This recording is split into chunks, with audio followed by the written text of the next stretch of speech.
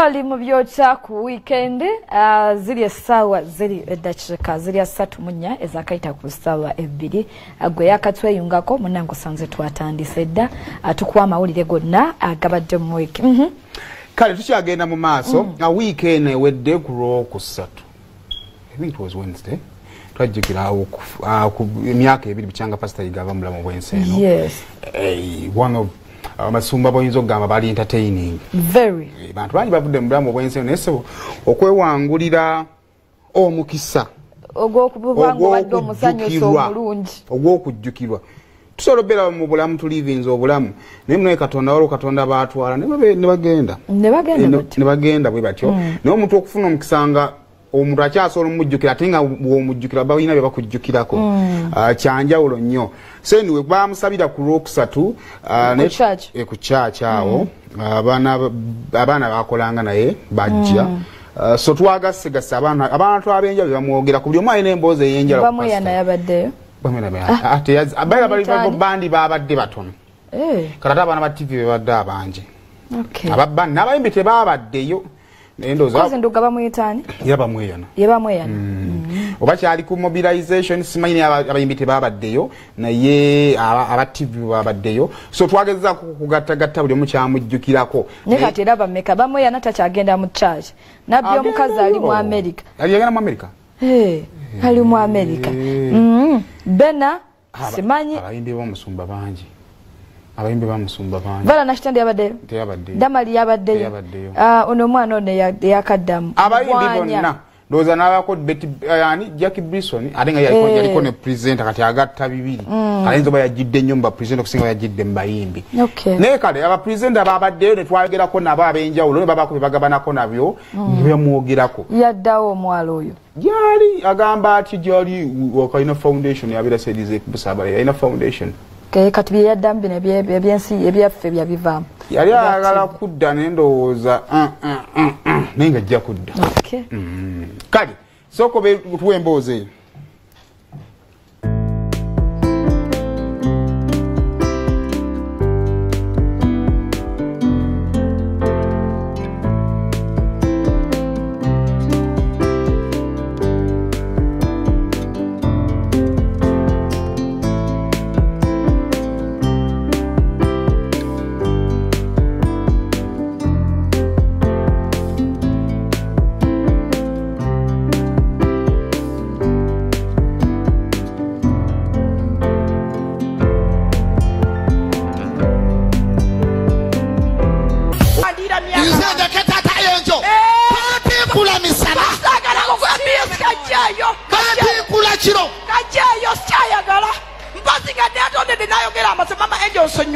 ebintu nabibba akabosiko kasene zena zitwala awo tujja kudda muno mwana owokubirimu owokusatu mumuzaalire nyimiridde awo right there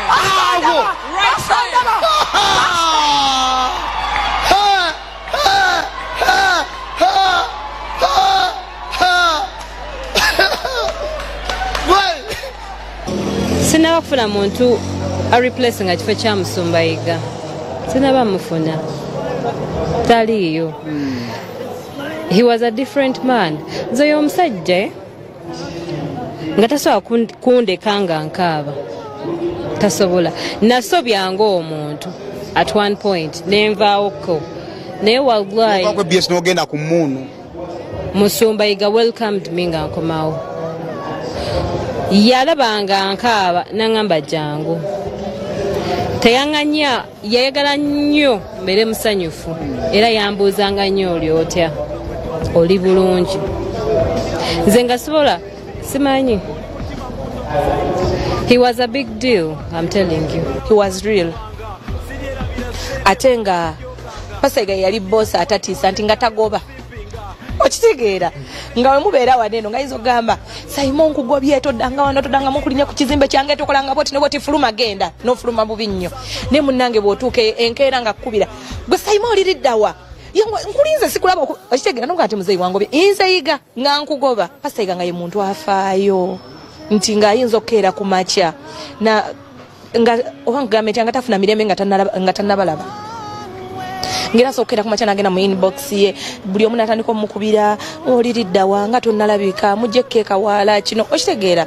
He was this guy eyali sarcastic nga abera mu bulamu obwokusaaga ne mutula ne mukuba olwali ne mwejerega na like ng'obulamu kwegamba yali ayanguye embeera nga boss. Yiga ye muntu bwe yali nga akwagadde nga asobola n'okukubira essimu saa 8 ogw'ekiro oba 9 naye nga talina kyakugambye.